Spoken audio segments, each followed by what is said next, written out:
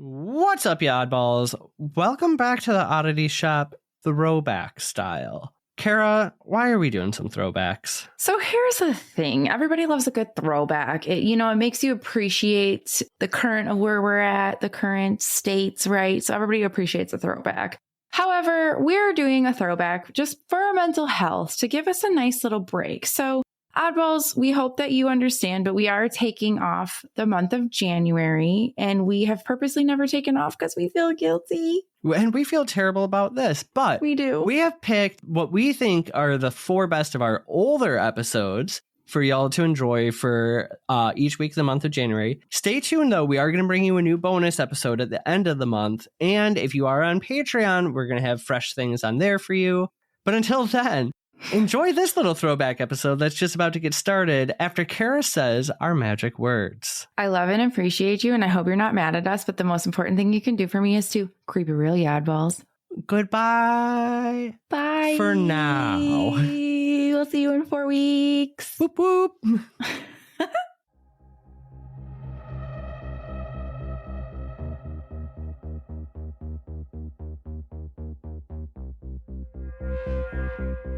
Welcome to the Oddity Shop, where the bizarre is always on sale.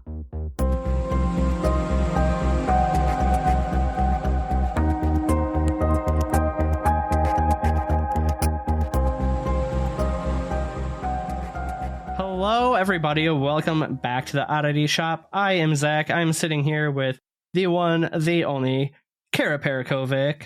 How's it going, Kara? Good. I'm great. I'm still sick, if you actually can believe that. You sound much better, though. I do, but I'm not. I don't sound like myself still. No. I still have a cloud around my head. I feel like if you ask most people, they'd say your head's been in the clouds for a long time. But what's our show about? You need to know that we don't know what this is. Just kidding. If you like creepy things, odd things, murders, mysteries, throw in some cryptids, some aliens, just some creepy stuff. If you like that kind of things that go bump in the night that you're unsure of, we've got you. And that's that. How did you feel about our taste of spring this week? Well, we're about to have it again. No, that wasn't spring. That was summer. That was summer. Like, I can't wrap my head around going from 80 one day to snowing all day. Here, it was 85. Yeah. 85. And then 32 and snowing the entire next Literally day. The next day. Ugh. I mean, that is Michigan for you. I mean, we say it all the time. That's a little more extreme than it normally is. Global warming. I think the worst part is now waiting like 3 weeks or more before we have weather like that again. It's going to be 75 on Thursday. Not in Grand Rapids. Oh, maybe not there, but here it's going to be. And then it's going to be tomorrow. I think it's like 60 or something. Then 75. Then it's going to go to 40. Oh, the bipolar season. Love it. It's better than snow, though, even though it was kind of snowing today. True. I don't have a whole lot else. I started actually reading The Haunting of Hill House. You've watched the show, right? Mm-mm. Oh my God. It's the best horror miniseries ever done. What's the one? I think I started watching that Bly Manor one. Are they both? It's the same directors or producers. I honestly never finished Bly Manor. I didn't either. I think I watched one episode and was like, I don't think I like this. The Haunting of Hill House, though, is one of the best made horror shows I've ever watched in my entire life. Well, like jump scare, really scary ones I can't watch by myself. It's not like that, though, right? Or is it a little? It's a little. So, and this is, it's funny you ask, because that's how I always explain it. It has jump scares. Actually, I don't even know why I said that, because I always watch scary things by myself. Right. It has jump scares, but they are perfectly placed and not overdone. The jump scare doesn't make the scene, it adds to the scene. Okay, let me ask you this. Obviously, it's like haunting. Right. Do you see the things that are haunting them? Yes and no. Okay, here's my thing. I stopped watching like haunted like shows a long time ago because I don't like when they make this weird possessed monster looking like thing that's not real to me and it's not scary. It's just kind of stupid to me. So I really liked Paranormal Activity, like the first couple ones of those, because you don't see shit. You don't see it. And that's like real. Like for the first half of the show, you don't really see it, but then it starts to make sense. Okay. But I'm talking like it's not monsters though. It's good. No, but it's not like in all of those one movies where it's like a fucked up looking nun and stuff. You're like, no, that's not real. That's not what you look like. Yes, if you're possessed, you're probably going to look like a drug addict. So let's get real. You're not going to look like a freaking creature. I want to try to say it without giving you or anyone else any spoilers. I'll just watch it. The monsters are real. I'll just say it that way. They're real people. Okay, we could keep ranting about this kind of stuff forever. I want to hear your story. First, though, I want to ask everyone again, if you're liking the show so far, find one friend, that creepy friend who's into like, hanging axes on their walls. Or if you just keep finding yourself, if you keep finding yourself coming back here. Yes, that's right. Why does that sound so strange? I don't know. Maybe you don't have a friend that likes creepy stuff, or they're maybe not into it. Maybe you could be like, hey, why don't you try it and get them into it? Reel them into. Either way, share it with somebody. Our cult. I'm just kidding. You said like 3 episodes back, we aren't a cult, and now we are. Well, I first said we are, and then I'm like, no. Well. Here, let's do it this way. Take the bad out of a cult. I don't think all cults are maybe bad. What about a commune? We just associate cult with a bad word. Just like not all demons are bad. They're not. Okay, but cult has a negative connotation. Let's use do demons. True. All right. Okay. Let's stop debating. What's your question? Oh, I don't have one. I'm just kidding. I'm just kidding. You got so angry. You don't have to fully answer this, but okay. Unless you actually, have you ever known you've left something somewhere to come back to it somewhere completely different, or had enough milk left for your cereal and it was gone? Which time? Okay, now you could blame it on Julia in your case, but if she's like adamant she didn't do it. Oh, I wasn't going to blame Julia. No, if anything, I steal her. Right, but I'm just saying because you have a roommate, you could think, oh shit, Julia drank that or Julia moved that. I go right back to my beanie in high school. Okay, came home from school. I'm home alone. Oh. I set my beanie on the dining room table. Okay. I go to leave the house. I can't find it anywhere. I mean, I set it on the table. It was in plain sight. I dropped all my shit there in high school. I searched the house high and low. I can't find it. By the way, my parents' house, super haunted. I finally give up. I go to bed. I wake up to breathing in my ear. And what's on my pillow next to me? The beanie. But the beanie. Yep. That was one of many items in that house that gets moved around or just straight disappears. Okay, so if that kept happening to you and you were like, Mom, I know you moved my beanie. Like, this is crazy. And she's like, no, you would start to think you're crazy. Okay. Probably. I have another question for you. Okay. Have you ever heard of phrogging? Phrogging, baby. Phrogging. Ever wanted to spend the night ghost hunting in a haunted asylum? Eloise Asylum presents Paranormal Lockdown. On April 5th from 7 p.m. to 7 a.m., you can run the asylum. Discover history, haunts, and the secrets of the past, led by Metro Detroit's premier investigators. There's a limited number of tickets to this exclusive event, and it will sell out. So get your tickets today. Use the promo code HUNT and save $5 off each ticket. Paranormal Lockdown, April 5th at Eloise Asylum. Visit EloiseAsylum.com. I just watched a movie about this and ooh. So phrogging, for those that don't know, is the act of secretly living in another person's home without their knowledge or permission. It originates, which I was like, phrogging is so weird, but it originates from frogs leaping from place to place. From pad to pad. There you go. Pad to pad. I should have said that. Okay, so I guess you know where this is going. Now, imagine you go on vacation, all right? So Brittany, a stay-at-home mom, and James, who's in the Navy, and their 2 kids left their Honolulu home in September 2019 for a family vacation. Now, you and I feel like can relate on this. Vacation's great, but what's the best thing about vacation? Coming home. Yeah. Although, like, if you live in Hawaii, where do you go for vacation? I know. Well, it said that they went to the mainland to see, like, their family and stuff. So I know. I actually put that in there, and I took it out. But I was like, dude, why are you even going on vacation? You live in Honolulu. So anyway, the best part about vacation, though, is after you've had a great time and you get to come home to your own living situation, your That bed. first night in your own bed. Mm-hmm. And always wash your sheets before you go. That way, when you come home, you're into a clean bed. So when the Campbells returned, they noticed James's bike sitting in the driveway. This is odd because that's not where it had been left when they left the house. Because why would you just be leaving your bike out for a week? Yeah, nobody does in the driveway. That. So they're kind of like, what the hell? So at this point, James apparently was like, okay, wait in the car, kids. I'm going to go kind of check this out without probably alarming his kids too much. Upon trying to enter the house, there was resistance on the other side of the door, like someone was holding it shut. I don't know what emotion I would have at this point. Like, I actually truly was thinking about this because I think you know this, but I'm consistently always thinking somebody's living in my house.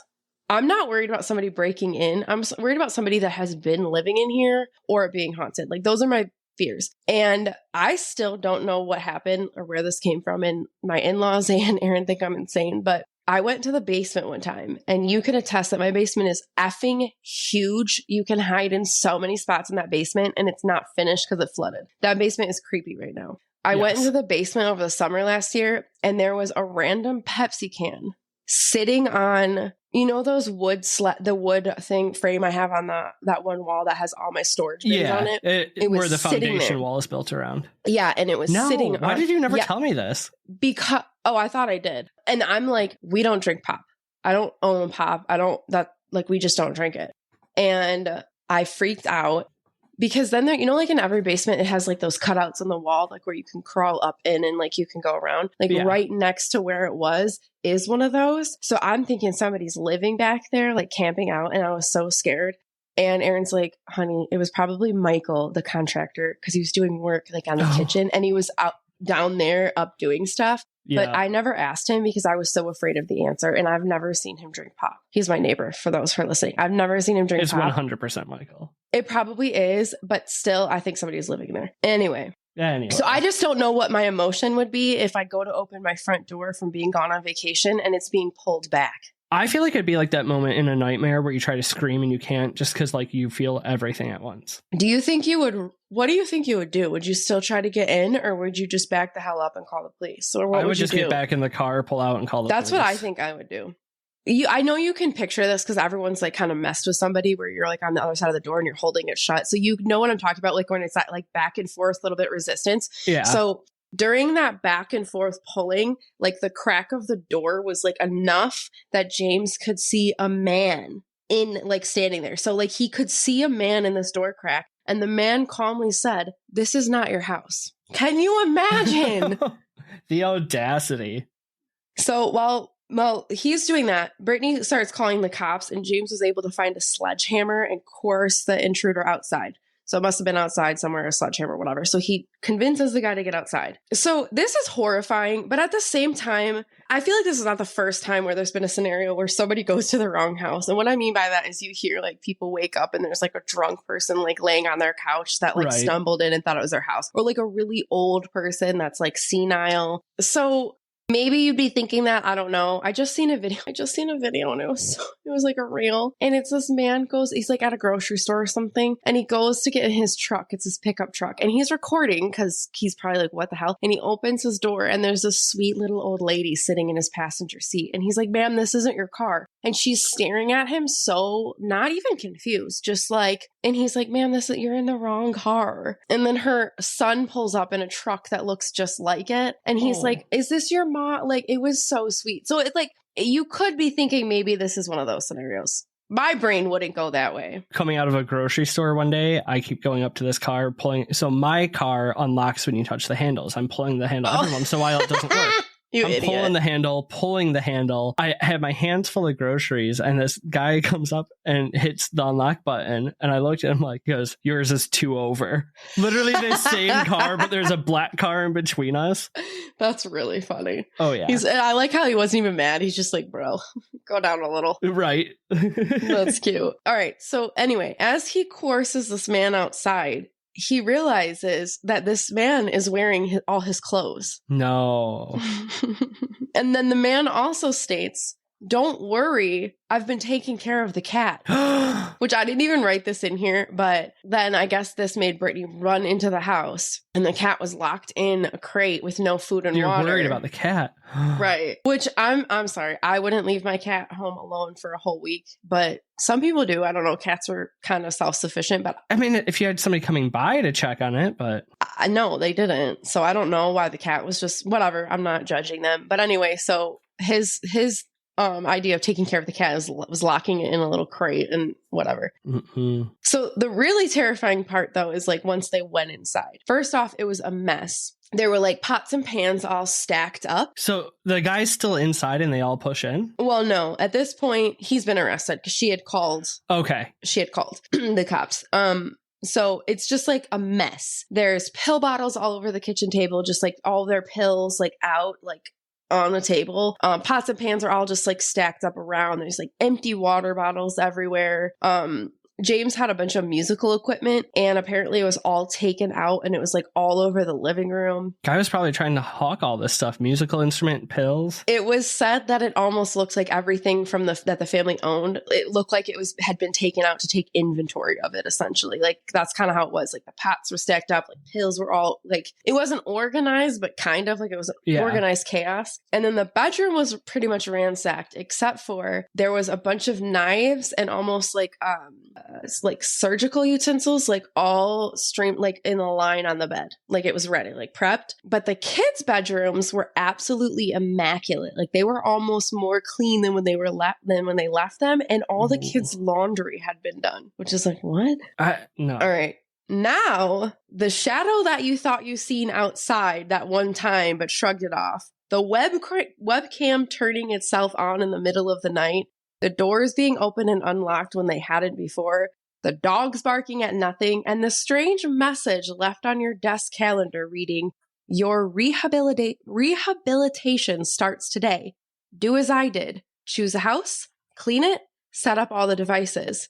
That you thought that your wife had left you being funny all makes a little bit more sense now. You and your family have not been living alone." Wait. You heard me. All that stuff had happened. They left messages? There was a message on James's desktop calendar that said, "Your rehabilitation starts today. Do as I did. Choose a house, clean it, set up all devices."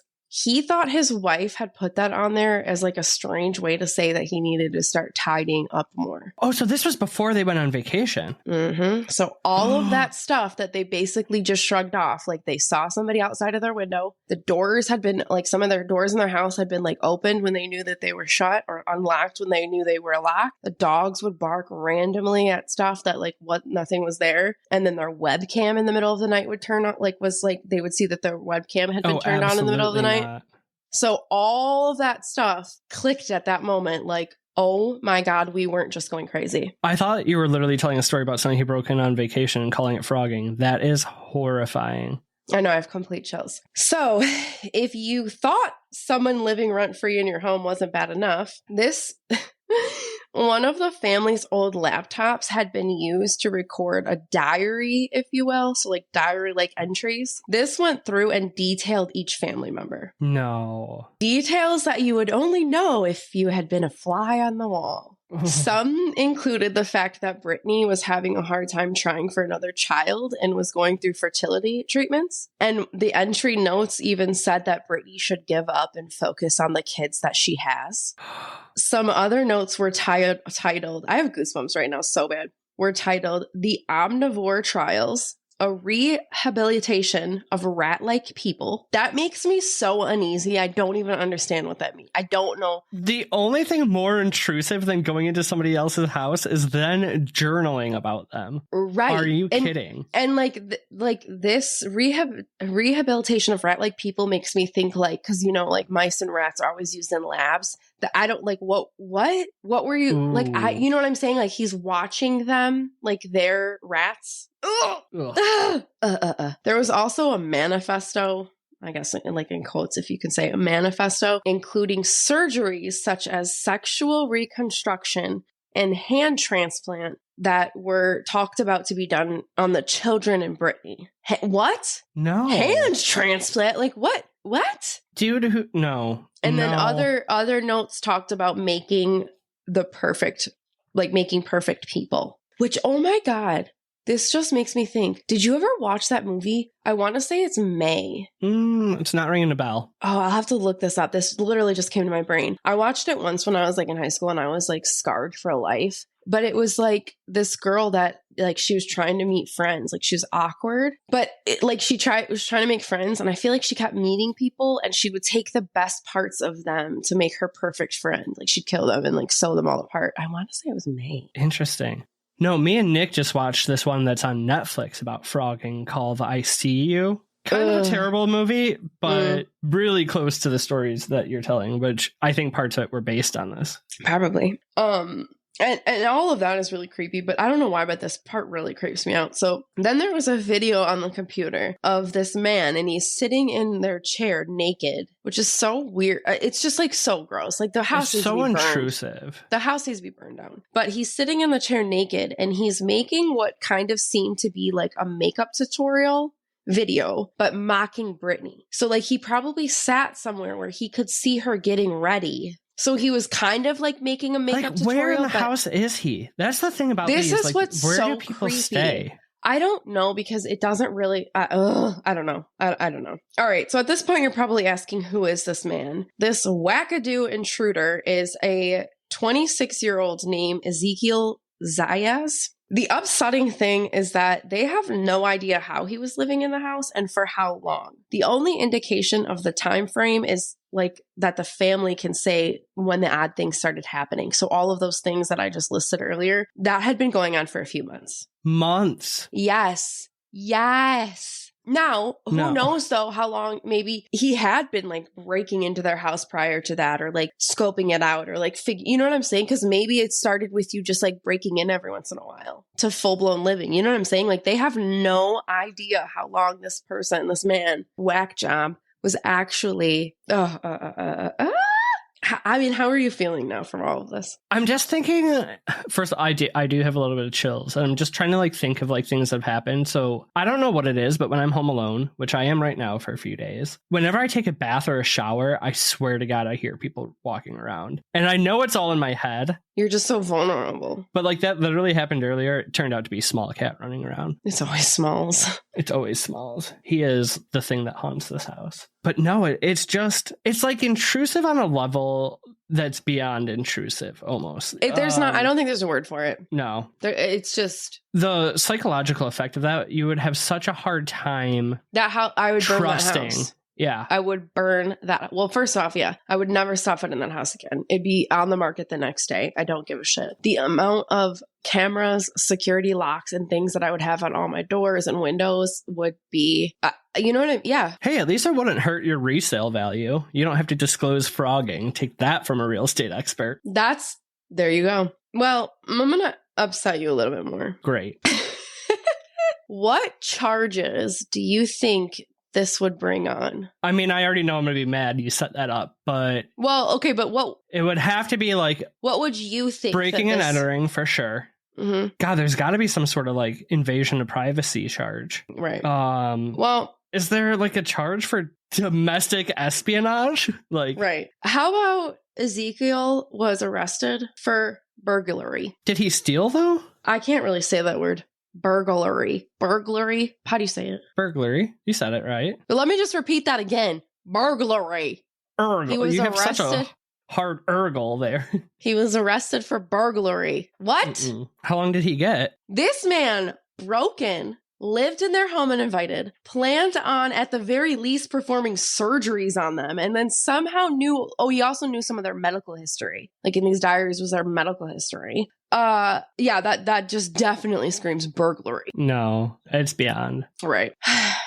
Okay, so anyway, because I know you want to know, there are two types of burglary which a person may be charged in Honolulu.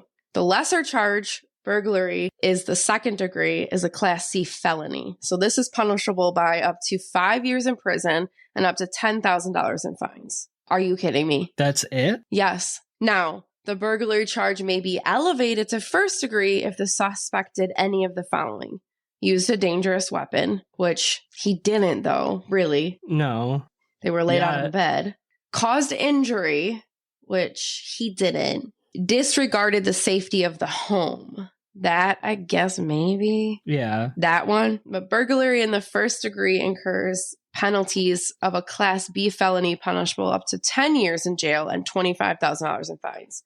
So that probably maybe would be what he would get. I want to go check every room. But those who are charged with burglary also often get charged with criminal trespassing, which is unlawful entry of someone else's property. And trespassing is usually a misdemeanor offense. So he'd probably get the 10 years for the burglary plus whatever it would be for that trespassing and misdemeanor, whatever. But still, I don't know. I don't think, no. What is it? What's the charge for if you it's almost attempted murder is what what were you trying to do? You were writing manifestos about creating your rat people or perfect person. Not to defend him by any means, right? But it's one thing to think about the crime. It's another thing to do it. But it's what is there a conspiracy to or conspiring? Surgery somebody? I don't know, but oh man. So I have cellar doors outside my house that lead to the basement that has a locked door. I thought you said southern doors. Then I realized you said cellar doors and southern doors. That would freak me out. So there was one time though, that door stayed shut for so long, and I went into the basement to do my laundry, and it was wide open. When I tell you, I searched this entire house high and low. I think he's probably still in my attic. I got a frog. Honestly, probably he's listening to us right now and laughing. Oh, but also don't worry because the Campbells were granted a temporary restraining order against him. Temporary. Great. It's fine. So we know that burglary and petty theft is a gateway for bigger crimes. It's pretty much known. Okay. It's kind of a well-known thing. Usually murderers and things like that, they start with those kinds of things. Right. So I would assume that Ezekiel either has done a lot more before this and not been caught until now, or while potentially going to rob this house, he just decided to stay. Maybe it was just a robbery. I don't think anybody on their first time around would have the gall to stay. It's not your first offense. I did try to find a little bit more background in Ezekiel, his upbringing and stuff like that, but I couldn't find anything. Right. But I agree with you. I don't think this was his first thing. I think maybe he had been watching this family for quite a while, liked them, whatever. Or honestly, I don't know. I think it's a Netflix docu-dramatized series called The Strangers, not the Liv Tyler movie. But one of the people who live in the house, and they keep getting letters about the watchers saying we've watched this house for years and years, and we know everything that's going on, and they got letters whoever was doing that had to be Phroggers. They had to live inside that house. Maybe. I never watched that, but probably. Okay, so while awaiting his trial, he was let out with a supervised release. What? I find that insane, but what do I know?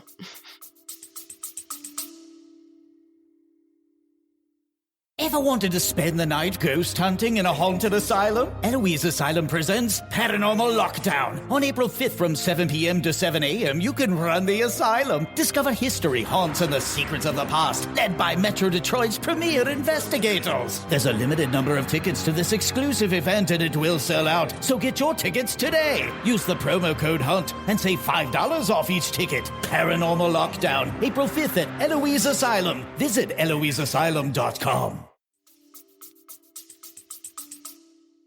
Not a flight risk at all. He's just going to go live in the warden's actual house. So 8 days after this is actually when they found all the documents on the computer and all the writing that he had done that they found on the electronics. So they didn't realize about all that kind of stuff. It was just so I guess if you take that part out of it, this man had just been living in their house. He kind of ransacked it. It looked like he was about to sell all their stuff. They didn't really see all the creepy-ish stuff yet, right? Obviously, that they knew that this man had been living in their house for quite a while just because of all the stuff that they've experienced with the past month. But it was 8 days later is kind of when they found the computer stuff, the manifestos, the journal entries, whatever. So this man is out, though. So can you imagine? You find all that stuff. And know he's out walking around. And he's out walking around. Uncomfortable. You're right. Oh my God. this is when the prosecuting attorney's office pled to make a motion for reconsideration of the supervised release. So they found all this other evidence of him potentially harming the family, so they put this motion in, stating that documents demonstrated the danger possessed by Ezekiel. Michael Green is Campbell's attorney, like their family attorney, said, there are stuff, this is like in quotes, it was kind of hard to understand, but it says there are stuff that he was putting on the computer, different things that he was writing about that make you think, did he do anything to our food in the refrigerator?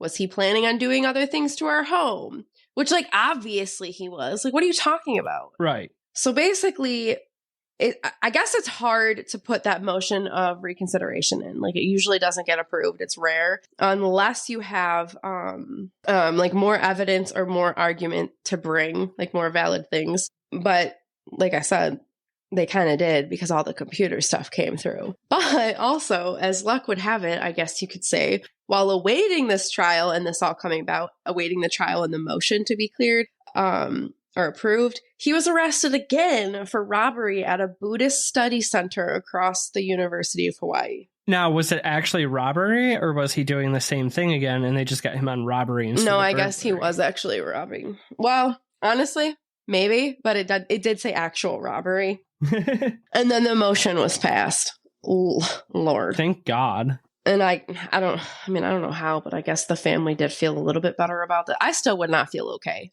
because he was in my house planning all of this, but obviously they felt a little bit better about this because at least they know where he's at.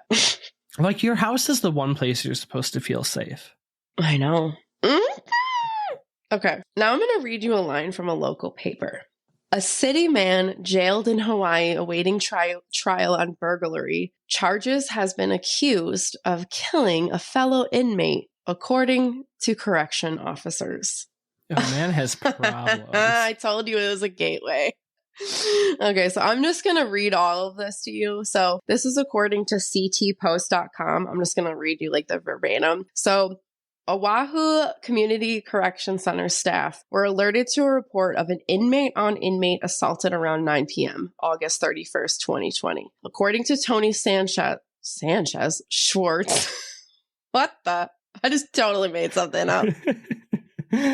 I should have went with it. You would have believed me anyway. Tony Schwartz, a spokeswoman for the Hawaii Department of Public Safety. Schwartz said 62-year-old Vance Grace, who was pending trial on charges of performing prison contraband, was taken to a nearby hospital where he's pronounced dead at 11:43. The cause of death was not immediately released, but Ezekiel Zayas, 27, was arrested and charged by the Hawaii Attorney General's office with first-degree murder and second-degree murder, Schwartz said. The Department of Public Safety is also conducting an internal administration investigation into the incident. Apparently, Zayas has ties in Connecticut and was reported missing to Bridgeport police last summer. Okay, so Bridgeport police took a missing persons report on Zayas on August 9th, 2019, after he hadn't been seen since July. So from July to August, there was a report put in that he was missing. Okay, this is 2019. On August 23rd, 2019, Zayas' mother notified Bridgeport police after she learned that her son was treated by a doctor in Honolulu. So his mom finds out that he's in a Honolulu. I don't know what he was being treated for. I tried to find it. And she calls the police because they were looking for him. So she tells the police that her son wanted to come back to Connecticut. So I don't know how he got to Honolulu from Connecticut. I don't know what the heck happened. But apparently he was on charges in Connecticut. They somehow lost him or something. Gotta go on the run. On the lam. And then he ended up in Hawaii. So a missing person report was, put out. It was put out that he was in Hawaii in August. Okay. So I don't know what happened to the investigation, but just remember a month after that, after Mama makes that report that she knows where he is, he was caught living in the Campbells' home. Oh, God. So yeah, like I said, I tried to figure out like how he got to Honolulu, what he was being treated for, like how she figured that out. I don't know. But again, this goes back to that burglary being a gateway. And also it just goes to show how messed up our system of, I don't even want to get into it too much, but we just know how the system is. Like he was waiting some sort of charges in Connecticut. How do you just let him be gone?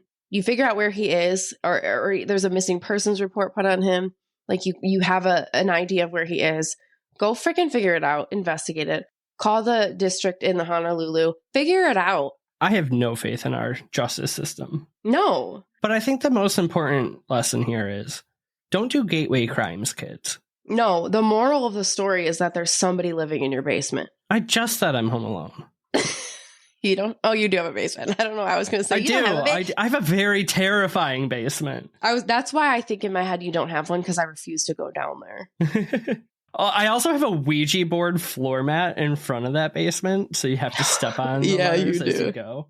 Anyway, that's the horrifying story of how Brittany and James had a Frogger living in their house that was planning on doing sex surgeries on them. Sex. What is this? I want to know, like, how.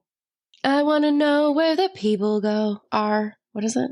Little Mermaid. People are. I don't know. I want to be where the people are first. Oh. But no, like, I want to know how prevalent this is. Like, how often does frogging happen? Okay. Do you want to die? When I was doing the research for this, so much frogging popped up. And I actually was going to call you last night to see if you had Lifetime so I could log in and watch this episode. There's a whole Lifetime series on frogging. And there are episodes on there. But I couldn't get, we literally just canceled DirecTV the day before. So I couldn't get logged in. But there's a whole, I think it is actually called Phrogging. And there are episodes on there. But it's a whole damn series. Yikes. All right. Well, if you want to learn more and gain a whole new phobia of people living in your house, check out the Phrogging series on Lifetime. Isn't that? It's just so uncomfortable. It's such a invasion. Ugh. I was real like heebie-jeebies uncomfortable while like writing this, because I just kept thinking about somebody living in my basement. Yeah, well, I'm gonna call you at 1 a.m. tonight when I'm home alone and think there's people breaking in. So my phone's on Do Not Disturb, and you know that. Yeah, but I could call twice. No, you're an emergency contact, so you can, or like one of those people, you know? Right, fucking better be. Oh, that one gave me goosebumps a couple times. Little goosebumps. Ugh. Yikes. Okay, well, I know there's nowhere to go after this, because it's just so. You know why this one's one of those weird ones? I literally just want to go look at my attic right now. I think this is one of those more weird ones where when you listen to murder and things like that, you think that would never happen to me, because it is a little bit. It could happen. It could happen very much. But this is one where I feel like it's a little bit where it's like it's not as bad as murder, so you could more likely put yourself in the shoes of it, if that makes sense. Right. And like, how often do you go to like, oh, I thought I locked that door and it's unlocked, or, you put something somewhere and it's not there. Oh, nah. Or you yell at your husband because you're like, why'd you eat that? And they're like, no, I didn't eat that. You're like, yes, you did. It's gone because I didn't. Yes. Oh, in your house, your husband definitely ate it. Not for sure, but. Okay. All right. I'm sufficiently creeped. Do we have anything light to? I know. Oh my God. I should have prepared something light. Well, real frogs are actually super cute and eat all the critters around your house. And peeps are not made out of mushed up frogs. Jury's still out on that one. Oh my God. I think it's time for you to do the thing. No, they need to do the things. And like subscribe, share with a friend, talk to me on socials, leave a review, tell me I'm pretty. And honestly, we love you like 10% more if you do even one of those things. Yeah, it doesn't have to be all, even though it'll take you like 5 minutes to do all. We all know you're on your phones anyway. But anyway, yes, do at least one of those things for us. We'd really appreciate it. We'll appreciate you anyway. Thanks for being here with us. Thanks for being here while I'm nasally. And most importantly, creep it real, y'all balls. Goodbye. Bye. Oddity Shop.